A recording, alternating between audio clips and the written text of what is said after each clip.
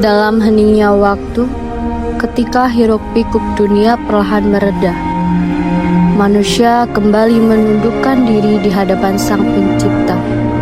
Di setiap gerakan yang teratur, ia belajar ketenangan. Dalam sujud yang lembut, ia belajar rendah hati.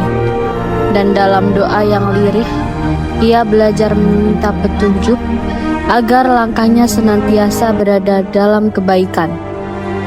Di ruang sunyi itu, manusia merenungi kekurangan dirinya.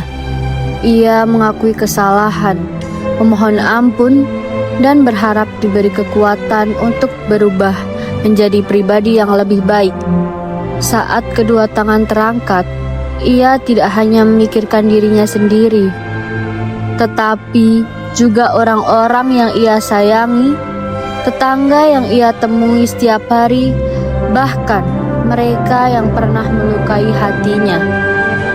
Inilah saat hati menjadi paling jernih, saat manusia sadar bahwa hidup bukan hanya tentang apa yang ia mau, tapi tentang bagaimana ia menjaga diri, menghormati sesama, dan berlaku adil.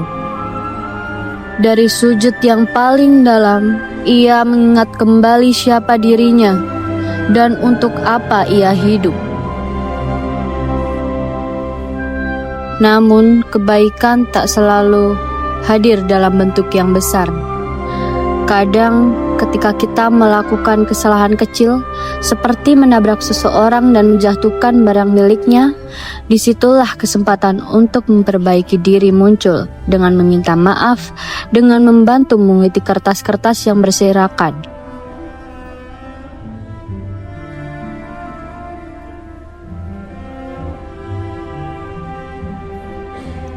Keberanian sejati bukanlah membela diri, tetapi mengakui kesalahan dan memperbaikinya. Ketika ia akhirnya kembali membayar apa yang ia ambil dan menebus perbuatannya, keadilan kembali hadir dan harga dirinya kembali berdiri tegak.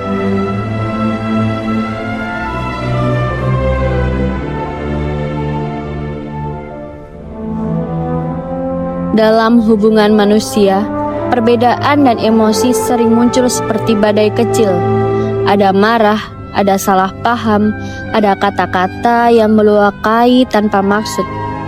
Di saat seperti itu, hati terasa kaku, seolah jarak tercipta hanya karena satu kesalahan. Namun manusia diajarkan untuk tidak berhenti pada kemarahan. Memilih berdamai bukan tanda kelemahan. Justru itulah kekuatan seseorang, kekuatan untuk menahan diri, untuk menurunkan ego, dan untuk mengutamakan kebersamaan di atas perpecahan. Ketika tangan akhirnya terulur, ketika wajah kembali tersenyum, ketika hati mereda, hubungan yang retak perlahan kembali utuh. Dan pada akhirnya, ketika maaf diberikan, yang pulih bukan hanya hubungan, tetapi juga jiwa kita sendiri. Kita menjadi lebih matang, lebih bijak, dan lebih memahami bahwa kedamaian selalu lebih berharga daripada mempertahankan amarah.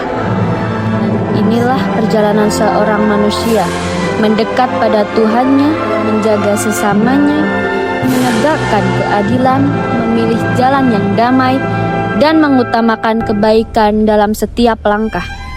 Nilai-nilai inilah yang membentuk karakter dan membuat hidup menjadi lebih berarti.